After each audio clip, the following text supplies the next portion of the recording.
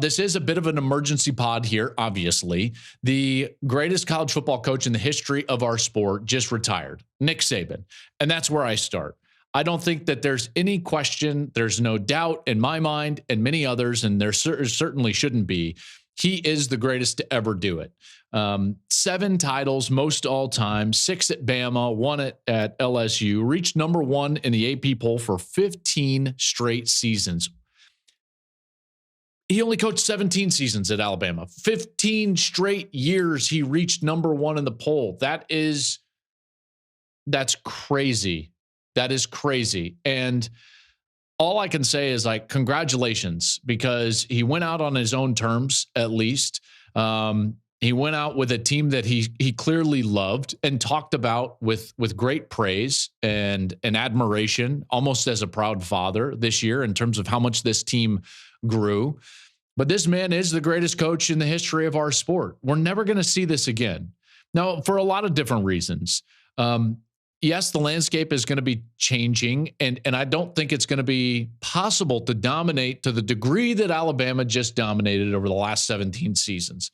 Number 1 in the country at some point for 15 straight years. I don't think that we can quite put that into context. I can't. I mean, what I thought Florida State did, finishing in the top 4 in the AP poll for I think it was 14 straight years, was remarkable. This team got to the pinnacle at some point in 15 straight seasons. What the Atlanta Braves did, winning division titles in the early 90s, that was incredible. But this is never going to be matched.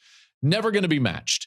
I don't care how good Kirby Smart is and how dominant Georgia is. They are not going to be number 1 at some point in 15 straight seasons. It's just not going to happen because the sport is changing in so many ways. And Nick Saban did this in an era in which it was harder to dominate than it used to be. I firmly believe that. This era is incredibly competitive from a recruiting standpoint because there are so many teams that can recruit nationally. And it's not just about regional recruiting. This era is just more difficult to dominate. And he has dominated to a degree, that we've never seen before. And we never will see again. Not with NIL, not with transfer portal, not with a 12-team playoff. The way that talent is starting to disperse across the country. What we just witnessed, we should all just sit back and appreciate, because it was, in a lot of ways, unprecedented. And I don't think that we're ever going to see anything like it again. 10 wins every single season at Alabama after that first year. This one's remarkable too. 17 seasons, only 29 losses. That's wild. 29 losses in 17 seasons at Alabama. He won 87% of his games there. And it wasn't just about what he meant to Alabama, because listen, Tide fans, if you're listening to this, first of all, you know what I'm talking about. This guy was the center of everything that happened in the last 17 years. He was the engine. He was the standard. That's the better way to put it. He was the standard. In a lot of ways, he's been the standard in the overall sport, but he was certainly the standard in that building. And what I loved doing was, over the last couple of years, getting a chance to go down there. I went down there, I believe it was 3 times, maybe twice, 3 times, and got to go to a spring practice.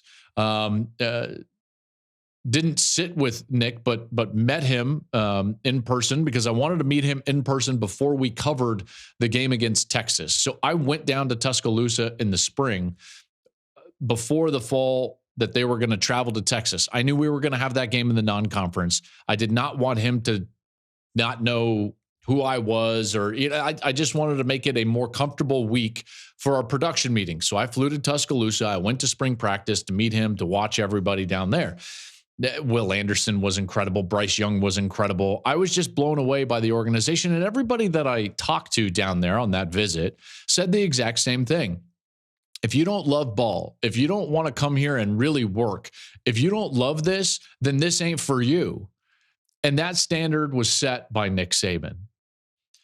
Last spring, got a chance to go down there and talk with Nick in our Big Noon conversations. And that was, in a lot of ways, really special. And I'm not going to play the sound just yet from a couple of sound bites, But I just want to explain to you that, like, even in the spring, you walk into that building and there was a buzz, there was an urgency, and that urgency was set by Coach Saban. And when Coach was walking around in the halls, when Coach would walk into the room, I mean, everybody, it was just like clockwork. Everybody is ready. Everybody knows their job, and they're doing it with urgency, and they want to do it great because they don't want to have to deal with Coach. You talk with coaches that have been on that staff, and they'll tell you it's hard. It's hard to coach for Coach Saban, and every one of them loved it. Why? Because they grew.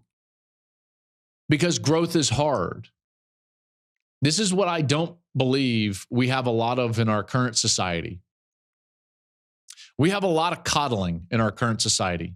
And you know what? We have a lot of coddling in college football, too. A lot of coaches coddle. They think that they're being a player's coach, but in reality, they're just creating a very easy environment. And that easy environment does not inspire, nor does it deliver growth of those young men. And his style was different. He held a standard, and he made people uncomfortable. And that standard was difficult. And that difficulty created growth. Everybody that came through that program, whether they were a player, whether they were a coach, whether they were on the periphery in terms of the ancillary staff, if you will, everybody grows. Think about what he meant to Steve Sarkisian at the point in life that Steve Sarkisian was, Lane Kiffin, all these different people. Like this guy is remarkable in so many ways. Thank you for watching the Joel Klatt Show YouTube channel. And if you liked this clip, make sure to like it and subscribe to the channel, and you can stay up to date on all of my college football coverage.